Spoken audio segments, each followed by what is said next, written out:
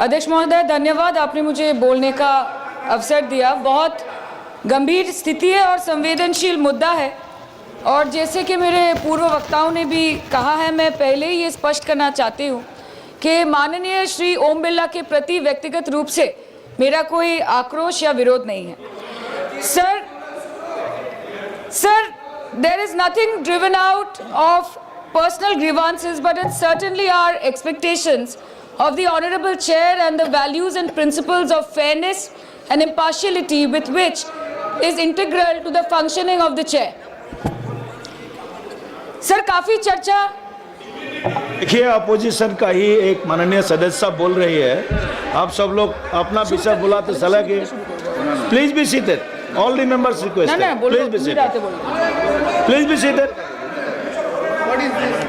क्या कर रहे हैं आप? एक महिला सांसद बोल रहे हैं। टाइम मत काटिएगा प्लीज मेरा। हाँ, नहीं टाइम नहीं, आप बोलो, बोलिए। आपका सहयोगी को बोलिए बैठने के लिए। सर, हमारा तो अकेला चलो है, तो अकेला चलो। अच्छा, ये भी ठीक है। अध्यक्ष महोदय, धन्यवाद, आपने मुझे बोलने का मौका दिया। और बहुत गंभीर स्थिति है, संवेदनशील मुद्दा है, और जैसे कि पिछले प्रवक्ताओं ने भी बोला है, मैं पहले से ये स्पष्ट करना चाहती हूँ कि व्यक्तिगत तौर से श्री ओम बिरला जी के प्रति मेरा कोई आक्रोश या कोई विरोध नहीं है। Sir, there is nothing which is driven out of personal grievance, but it's certainly our expectations of the Honorable Chair and the values and principles of fairness and impartiality with which it should be integral to its functioning. Sir, काफ़ी चर्चा already हो चुकी है, so now let us cut the long story short and come straight to the point. The problem, Speaker Sir, is that there is hardly any democracy left in this country, be it social, be it religious, be it electoral, be it political, or be it parliamentary. Or should I say that it is practiced only when it is most convenient to the ruling party. Sir, 2014 के पहले सदन कैसे चलता था उस पर मुझे ज़्यादा ज्ञान नहीं है, क्योंकि मैं तब वहाँ थी नहीं।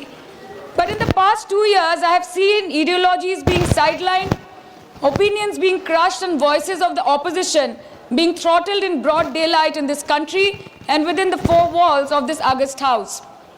हम दूसरों के हक के लिए क्या लड़े सर, जबकि विपक्ष के सांसदों को खुद अपने हक के लिए सदन में लड़ना पड़ रहा है। पिछले 7 सालों से आपने डेप्यूटी स्पीकर का पोस्ट खाली रखा। क्यों? क्योंकि आप नहीं चाहते कि इस तरफ से कोई उठकर उस चेयर में बैठे।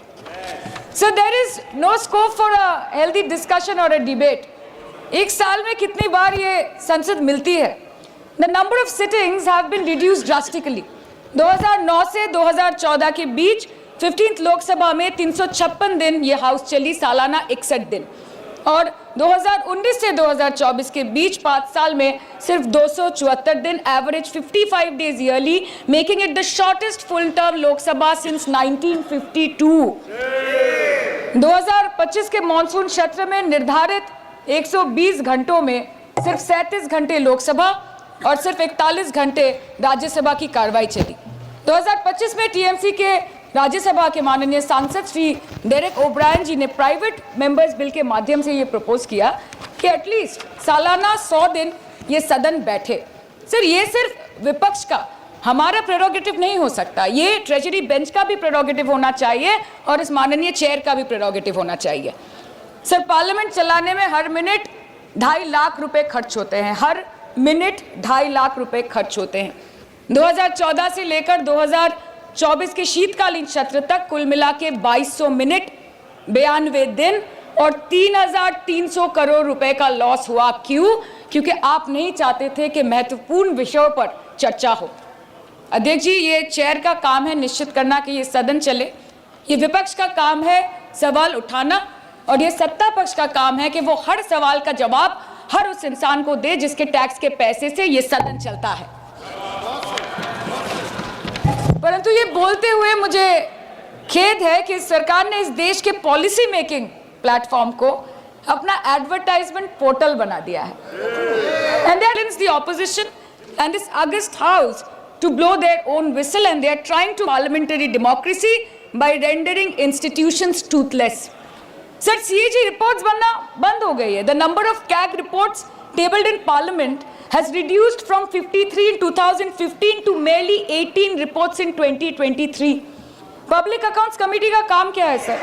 अगर रिपोर्ट्स ही नहीं बनेंगी, टेबल्ड ही नहीं होगी, तो पब्लिक अकाउंट्स कमेटी में जाएंगी कैसे, स्क्रूटिनी भी कैसे होगी? How will the parliament and the people of this country know about the irregularities, the wasteful spendings, inefficient contract management and substandard project implementation taking place in this country every day in each department? You have completely eliminated the concept of transparency and accountability. The BJP government merged the 92-year-old independent railway budget with the union budget 2017.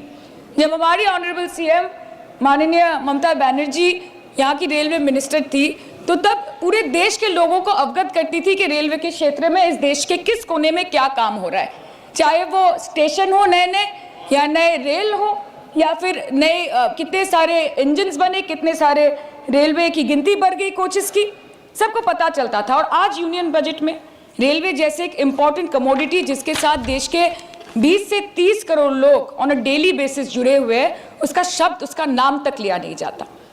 आप overnight रात के 12 बजे 1 बजे bills लेकर आते हैं, और सामान्य बिल्स नहीं सर, बिल्स जो लोगों का वर्तमान और उनके भविष्य के साथ डायरेक्टली जुड़े हुए हैं। Farm laws, Waqf, BNS, the Constitution 13th Amendment Bill 2025 which says removal of ministers on detention, changing Manrega to VBG Ramji, and you expect us to read, research, review and rise to speak on it within 12 hours of it being brought? Sir, these bills, these legislations require attention to detail. They need to be thoroughly researched. Sir हम करें भी तो करें क्या, जाए भी तो जाए कहाँ? आधे से ज्यादा बिल तो इस सदन में बिना चर्चे के पास हो जाता है। Sir, over the last 10 years, more than 67% of the budget has been guillotined. Between 2019 and 23, about 18% of the union budget was voted out on without discussion.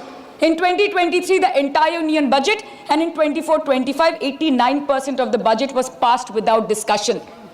एक साल चुप बैठने के बाद ऑपोजिशन के दबाव में आकर आप मणिपुर पे चर्चा करने पर मजबूर हुए, और किया भी तो कब? रात के 2 बजे जब देश सो रहा था। आप चाहते हैं कि हम ये सब देखें और इस सदन में चुप रहे। बंगाल के हक का 2 लाख करोड़ बाकी है। हर दिन कोई नया कमीशन, कोई नई एजेंसी आ जाती है राज्य सरकार और रूलिंग पार्टी को डिस्टर्ब करने। इलेक्शन कमीशन के बलबूते पर लाखों करोड़ों वोटरों का नाम काट रहे हैं आप, और आप बोलते हैं कि हम इस सदन में आवाज ना उठाएं, इसका विरोध ना करें। आज SIR के चलते पूरे देश में 150 से ऊपर लोगों की मौत हो गई। BLOs ने आत्महत्या कर ली। आम आदमी को चिंता से, डर से दिल का दौरा आ गया। 105 साल की बूढ़ी माई से लेकर व्हीलचेयर पे बैठा एक विकलांग भाई तक, गर्भवती महिलाओं को हियरिंग के लाइन पे घंटों दर घंटे आपने खड़ा करके रखा। मतदाताओं के पहचान को, इस देश के मतदाताओं के पहचान को, 100 साल से इस देश को अपना घर, इस धरती को अपनी माँ समझने वाले हर धर्म, हर समुदाय के लोगों के आत्मसम्मान को दिन दहाड़े अपने पैरों तले कुचलने का काम किया है आपने। और आप कहते हैं कि हम विरोध ना करें और हम चुप बैठे। सर, बाहर विरोध करते हैं तो FIR होगा, ED CBI होगी, कार्रवाई होगी, और सदन के अंदर प्रोटेस्ट करें तो सस्पेंड कर देंगे। सर, हमारे साथी आज भी मकरद्वार पे बैठे हैं बाहर सस्पेंड होके। 2023 के विंटर सेशन में 141 ऑपोजिशन MPs को एक साथ सस्पेंड कर दिया गया था, और करने के बाद भारतीय न्याय संहिता लेकर आए एक नया क्रिमिनल लॉ जो पूरे देश के क्रिमिनल कोड के प्रोसीजर को बदल देता है, जो स्टेट्स के लॉ एंड ऑर्डर को डायरेक्टली अफेक्ट करता है। सर, बाहर भी बुलडोजर चलाएंगे और सदन के अंदर भी बुलडोजर चलाएंगे। सर, ऐसा नहीं होता है। ये ताकत की बुलंदी भी पल भर का तमाशा है सर, कि ये ताकत की बुलंदी भी पल भर का तमाशा है। जिस डाल पे बैठे हैं वो टूट भी सकती है, जिस डाल पे बैठे हैं वो टूट भी सकती है। इसलिए ख्वाब जरूर देखिए, लेकिन ख्वाबों में घर बना के रहने की गलती मत कीजिएगा। सर, आज 303 से ज्यादा MP आपके हैं, 2000 से ऊपर MLA आपके हैं, 21 राज्य आपका है। हर डिबेट, हर डिस्कशन, हर बिल पे बोलने के लिए 70% वक्त आपको मिलता है। मीडिया आपका, सब उनका है। हम अपने लीडर का नाम 1 से ज्यादा 2 बार बोले तो हम पे रोक लगाई जाती है, और ट्रेजरी बेंच वाले वहां बैठ के पार्टी का नारा लगाते हैं और अपने नेता मंत्रियों का नाम जपते हैं, तो तब सब ठीक है सर, कोई प्रॉब्लम नहीं है। सर, इस सदन का कैमरा, बहुत मेरे साथी बोल रहे थे कि कैमरा भी ये सब देख देख के कॉम्प्रोमाइज हो गया है। बोलते हमें दिखाता आप लोगों को है। माइक जब हमारी बातें खलने लगे तो माइक ऑटोमेटिकली ऑफ हो जाती है सर, ये पता है सबको। मैगजीन दिखाना, किताबों से कोट करना राहुल जी, अखिलेश जी, अभिषेक जी को अलाउड नहीं है, पर ब्लू आइड बॉय को अलाउड है सर, अलाउड है सर। मैं नाम नहीं ले रही हूँ, अच्छी बात बोलिए। आप सही कहते हैं सर कि देश देख रहा है, देश सच में देख रहा है कि कैसे ऑपोजिशन आ भी करती है तो हो जाती है बदनाम, और वो कत्ल भी करते हैं तो चर्चा नहीं होता। और हम मानते हैं कि एलओपी का सलाहकार कोई नहीं है सर, परंतु प्रधानमंत्री जी का सलाहकार बनके उनको सदन में आने से रोक दिया ये कहकर कि महिला सांसदों से उनको खतरा है। सर आपने तो हमको देशवासियों के सामने आतंकवादी बना दिया, और जबकि असली आतंकवादी इस देश में साइकिल चला के घुस जाते हैं और पैदल वापस चले जाते हैं, आप उनको रोक नहीं पाते।